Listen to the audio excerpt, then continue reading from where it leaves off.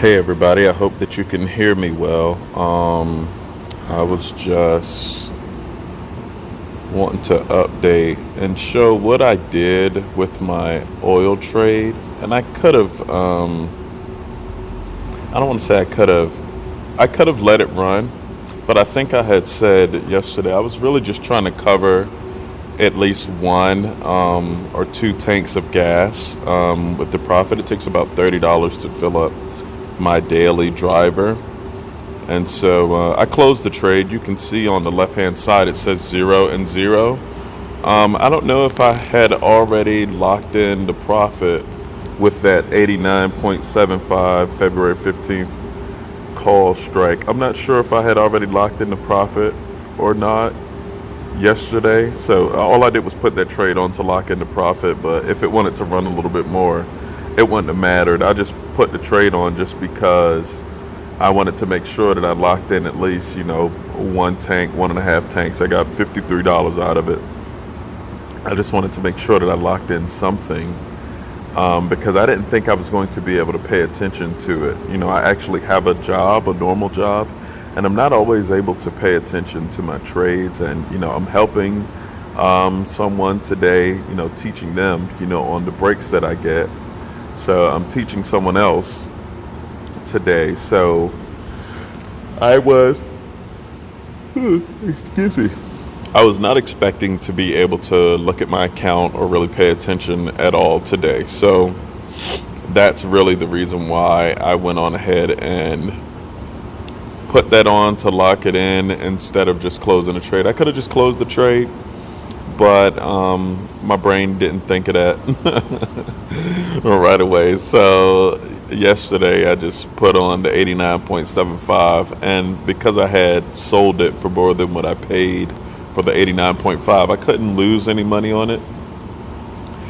But the lowest that I would make, the absolute lowest I would have made on it was $47. They still show my trade price, so that's cool. That's the only trade that I actually closed today. Everything else, so I just put a filter on to get rid of the closed trades. So the MCL, that was the old trade, to close it. So I got a few more. I actually meant to close this one, but because I'm not in it for that much, I know it looks like I'm down a whole lot, but I'm down. It looks like I'm down $132, and I am currently. But if you go to the year to date, I'm trading a portfolio. When I had this position on, I'm probably going to close the trade just to go ahead and limit that loss. The loss right now is at $65. I had a little bit of conviction behind this trade just because of its sector and what its sector is doing or reporting right now in the ISM non-manufacturing report on business. But I'm not super convicted behind this trade, so I may end up closing it. We'll see. These two trades, I was trading these two together as a spread, and right now these are, one of them is working out.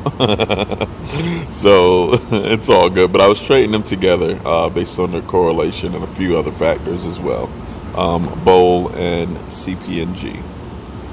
And I'm just leaving this on just as kind of a turbo type of hedge against my S&P positions. And because it's a pretty flat day, at least right now, I haven't gone and checked the economic calendar. That'll be the next thing I do. I'm going to see what's reporting. I know the first business day of the month, so tomorrow is December 1st. There'll probably be some stuff reported tomorrow. Fed Chair Powell might speak today. So it's a few things probably on the economic calendar that you may want to pay attention to if you are thinking of putting on a trade. You want to see how these economic events affect the stocks that you are trading, and you want to be able to see these things on a historical basis as well to see if they have any merit, see if they actually can move the market or at least move the stock or the sector that you are trading in. So yeah, that's all. All right, y'all. Hope this helps somebody. Take care.